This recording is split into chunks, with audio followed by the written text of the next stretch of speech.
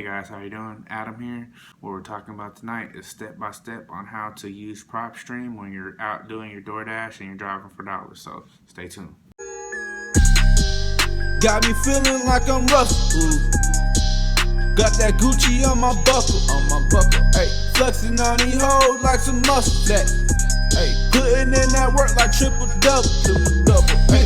What's good, YouTube? It's another day and another dollar, and you know it's about the bread. And if you're new to this channel, I like to give you tips and tricks on how to maximize your Doordash and your Uber, and I also like to talk about real estate and stocks. We're doing something different today, guys. I am showing you how to drive for dollars while you're doing your dash. Let's get into it. What you do is you click on the Just Drive, which I already did. And we're just gonna pick a random house so I can show you how to run comps. Okay, so we picked a random house, 3613 Northwest 68th Street. So we're gonna look at the details and see if we, first you wanna go ahead and hard it so you can save it. That's how you save it on your PropStream. So save, now you look at the details. Okay, look at the opportunities. Okay, this wouldn't be a good example, so we're gonna unheart this. So we're gonna look at the next house. Property deleted. Okay, we're going to this house. Now we're gonna look at the details. I wanna give you a good example on what to look for. So we'll first thing is first, look at the opportunity mortgage balance. 4,000. So that's how much they have left. So they're almost done. They're almost done with their mortgage. Okay. So equity in the home is 215,000. So boom, we're gonna roll with this one. So we're gonna heart this one. And you can go in there and put in notes whenever you see a home. We'll just say, since this is an example, we're gonna go in here and say that it was overgrown lawn, and then you add on. Right now, I'm gonna put demo on this, so I know it's just a demo, so I won't try to call these people and then be like, I'm not selling my damn home. Okay. So we're gonna look at the comparables. This is a high area, so there's going to be plenty of comparables in this area. So this house was built in 1963. What appraisers do, they go within 10 years of when the house was built, so it'll be true comps. And this is a three bedroom, 1.5 bathroom. So basically, it's a 2 bathroom. So whenever you go here, you click this little speaker looking, this little studio looking thing right here. You click that, you go back 6 months, because that's what all appraisers go by. They go by 6 months, but if you have to, you can spread it out to 12 months. You go in here and you type in 33322. And was this house was built in 1968, right? Apply.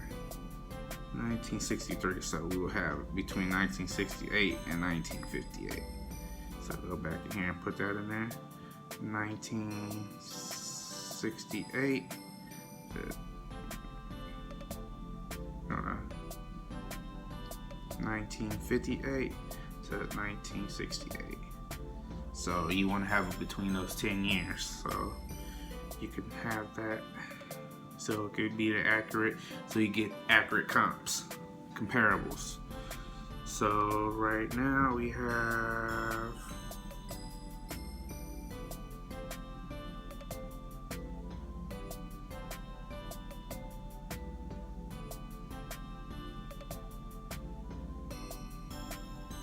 okay, so this, even though this is a main street going through it, this is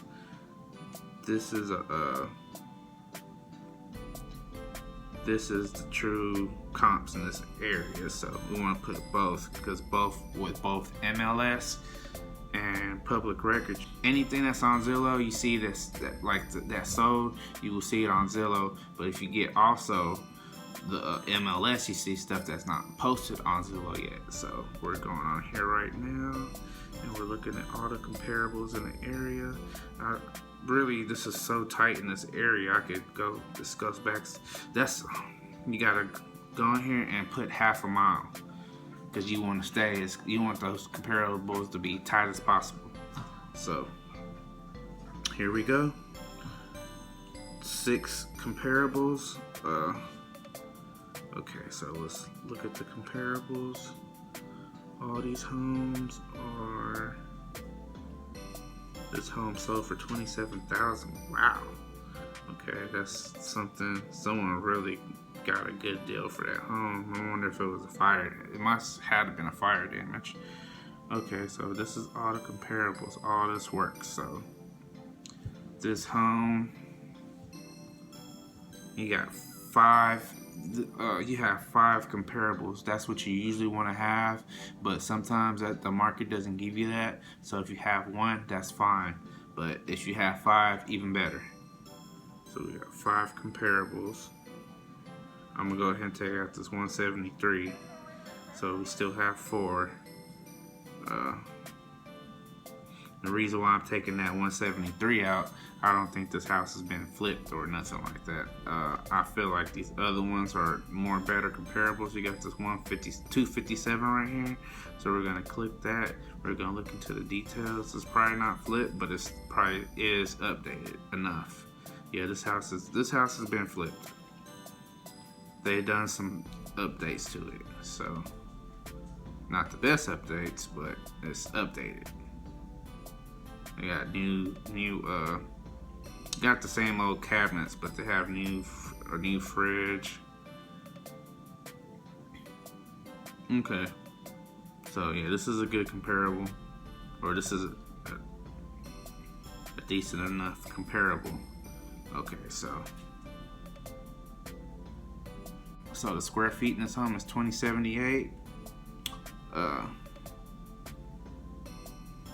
So what we're gonna do is we're looking at this $124 per square foot. So we're gonna go into our calculator. So it was, I want to say 2078 times, I forgot already. Okay, 2078 times 124 times 124 equals. So this house, the true value of this home would be 257. We're gonna say 258. So now this is where it gets tricky, because there's so many ways you could do this, but the standard the standard way to get the wholesale deal is 70. So we're gonna times that by 70%. So now this house is going for 180. So with a big house like this, say for the minimum, say if you just needed to do floors and kitchen and stuff like that, just a minimum fix would probably be about 20. So with the seller, you talk them down to 160, but then whenever you go in to get your fee minus the 15,000, so with the 160 minus 15K, that will be your wholesale fee. As an example, whenever you talk it down to 145, that's when you sell your contract to the buyer or flipper, and that's how you get your $15,000 fee. But you also gotta take out your fee.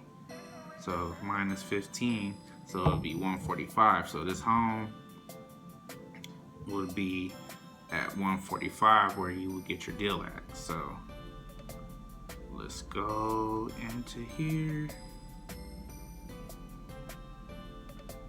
Going back to PropStream. So after that, you run a skip trace. Carlos Gonzalez. So you run that skip trace, and I'm not gonna do that right. I'm not gonna do this because it's gonna waste my money on trying to run a skip trace. But you will hit that skip trace, and it will give you numbers or emails or landlines or whatever, so you can call them and try to make a phone call. Sometimes people that own these properties, that might be LLC or trust, and those are more seasoned investors. Sometimes when it's a trust or LLC, you can do some deeper digging, and you could go Google as much as you can about the trust or the LLC. Or if there's nothing completely out there, you can hit this postcard, and you can send them a postcard, and you can choose what you want to say on the postcard. And there's different styles of postcards that you could choose from. Whatever one you feel like is the best for you, you could choose that postcard. You click on it, and you could choose whatever one you want to use, and you could preview your postcard, and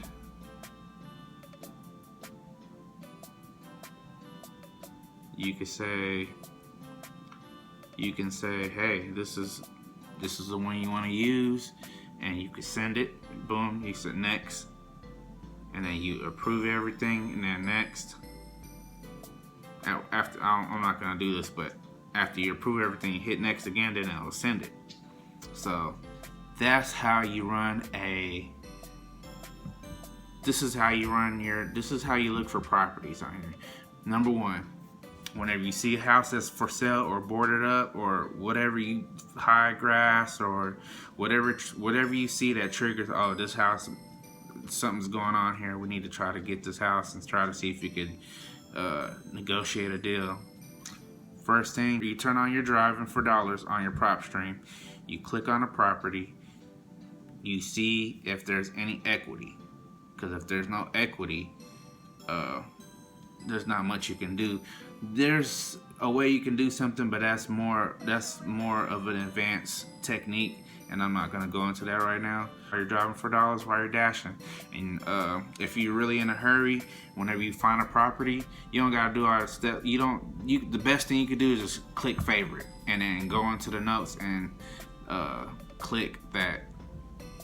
Like, okay, whenever you click it, then you can click on there, overgrown lawn, broken boarded up windows, or fire damage. If you're not comfortable with negotiating deals just yet, you could join a Facebook real estate investment group, and you could go on there, just put a post, hey, I am an Uber or Doordash driver, and I see properties all the time, who would like to be my partner, and how much do you pay if I find your property whenever you close on a deal? Because the only time they're gonna pay you is when they close on a deal. So some guys are gonna be $5, some guys are gonna be $1,000. You could try to negotiate it a little bit. You can get the negotiations going, and then have one of these guys help you. They do what's called a joint venture, which in the real estate world they call it a JV. If it's a $10,000 deal, then you could get the $5,000, and that's gonna be a better way for you, because then whoever the real estate investor is, or whoever the wholesaler is, can teach you step by step on what to do as far as the contract, the title company, or the attorney you're gonna use to finalize that deal. So that would be the best thing, is trying to get a JV with somebody. But in order to get to JV, you're gonna have to start the negotiations. And whenever you talk to the wholesaler or the real estate investor that's gonna JV with you, you talk to them and you let them know that you're in contact with the owner of the property. All right, guys, if you found this valuable, please give it a thumbs up. If you know someone that will get some value from this, please share with them, and please leave a comment, like, dislike, all that good stuff, and I'll see you guys tomorrow. Peace.